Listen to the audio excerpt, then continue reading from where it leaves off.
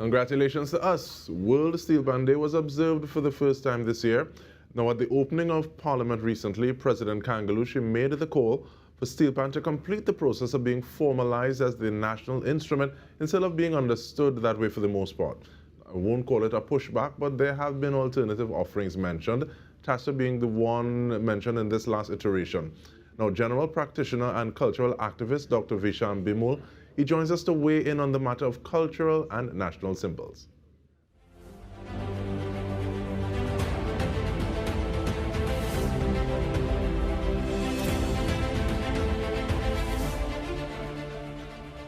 Welcome, Dr. Bhimull. Thank you so much for joining us, and I want to say a happy Republic Day to you as well. How are you doing? Great, and happy Republic Day to you and the team there at TDT, as well as your viewers. Thank you so much. What are your initial thoughts on the matter, though? I think it's quite subjective. Before we address it, we need to know. I don't think there's just like to officially make it a national instrument. We have to think about what would be the criteria. I don't think anything is written down and is just based on um like everything else, because I do Trinidad Bhojpuri through Caribbean Hindustani. Um, what is and I would take a language example here. What is a standard language? It's always from a linguistic perspective, the definition is really based on the characteristic of the language itself, but you also have to look at economics, politics, as well as the social factors. I mean, prior to America becoming an independent country, American English was seen to be backward, but now it's basically one of the accepted standards of English. During colonial times, it was British English.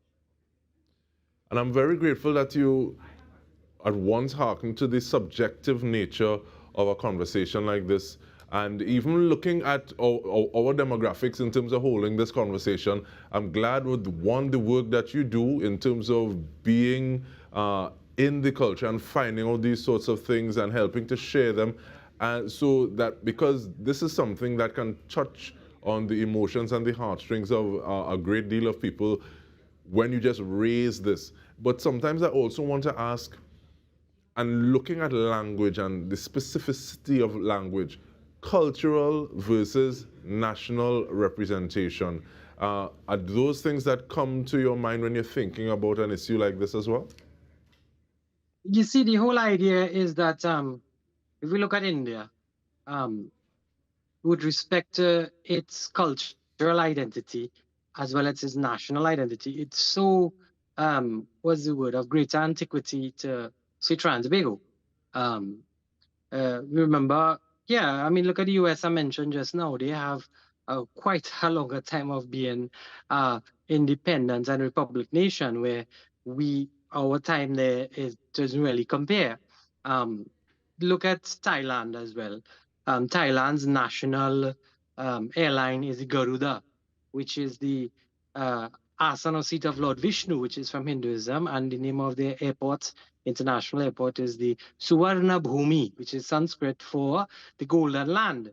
A lot of their emblems actually come from Hinduism, and that's because vicariously through Buddhism, the reason being is you also have to look at the historical perspective.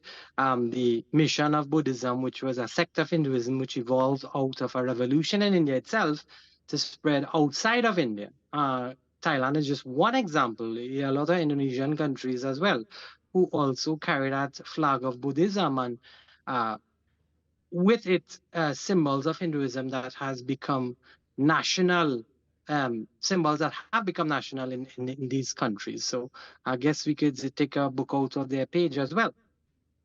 And is it a matter of trying to deal with everything at the same time, or looking at one thing in particular as we go forward? And because sometimes it feels it. Yes, please. I think it's about doing public health and also in the masters in public health, it's about what is the national conversation. It's about a window of opportunity politically. There's always a noise, general noise with regard to the what takes place in the public parliament versus what takes place in the um, official parliament of Trinidad and Tobago.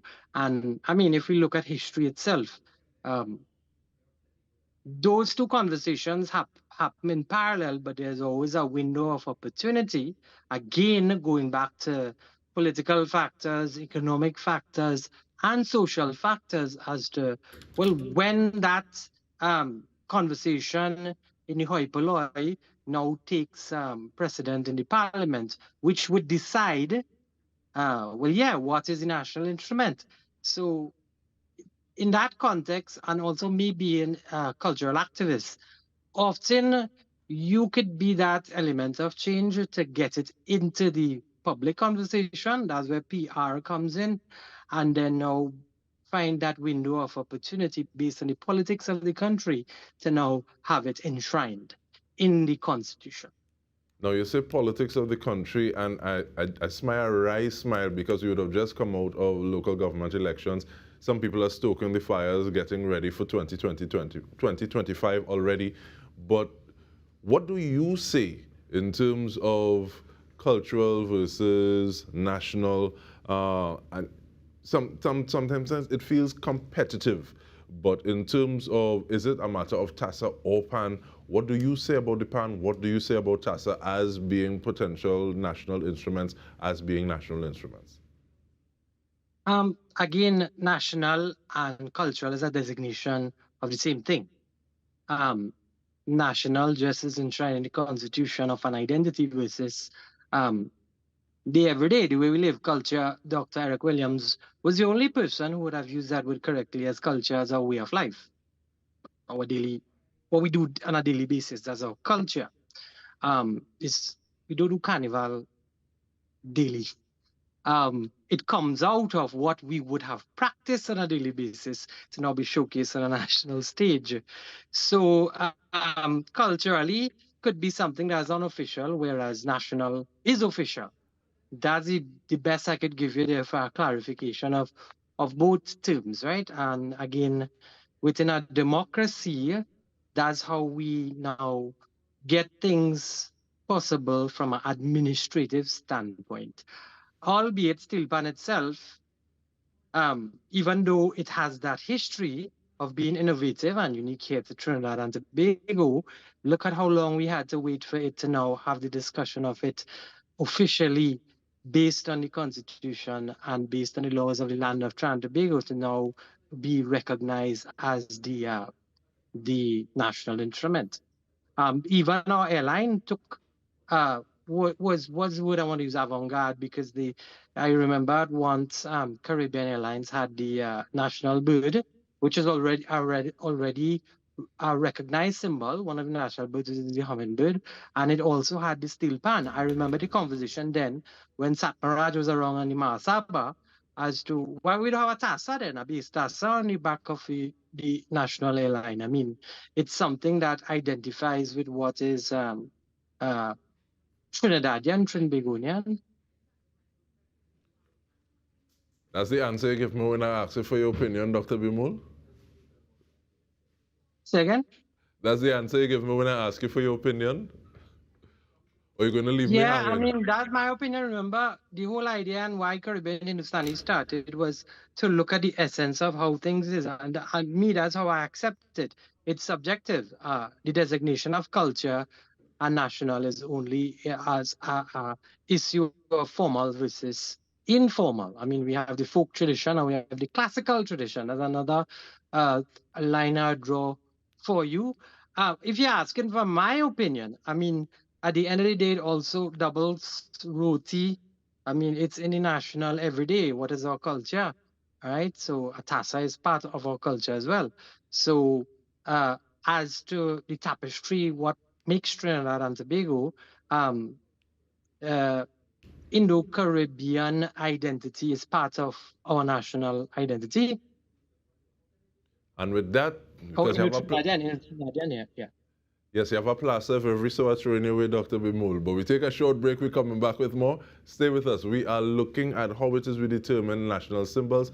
We come back after this.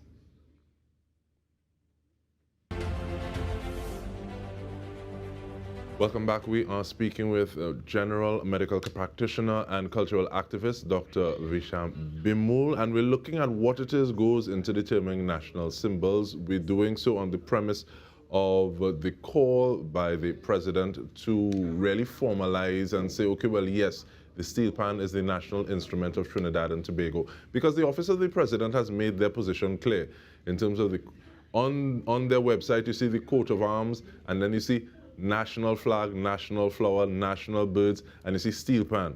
So in terms of we moving towards that, I guess, adjective of national in front of the instrument is what we're really having this discussion about. Because even when you go to the National Emblems of Trinidad and Tobago Regulation Act, you see talk about the coat of arms, the national flag, national flower.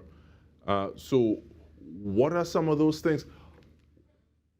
How long does it take before you say something is your own, Yeah. or you're able to? That's why that's why it's subjective in the context of, well, when did people arrive here and what people associate with this land?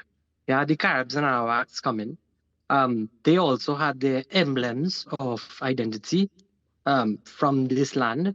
You had the Spanish come in. They had their emblems as well. You had the British come in, and then us being independent. Looking at the steel pan, I would say it's indigenous because its invention took place in this land here. But however, the national birds and other symbols are not necessarily indigenous to Trinidad and Tobago. Um, they would have come from the mainland of South America. Um, but I guess when individuals or people, civilizations would have existed here, they would have migrated already, so be understood to be as part of this land. Um, Looking at it from that perspective, uh, I gave other examples of other countries that didn't necessarily use something indigenous, but it came with civilization into those countries. Indonesia and Thailand, I gave as examples. Um, the Shakonia, I do think, is indigenous to Trinidad and Tobago.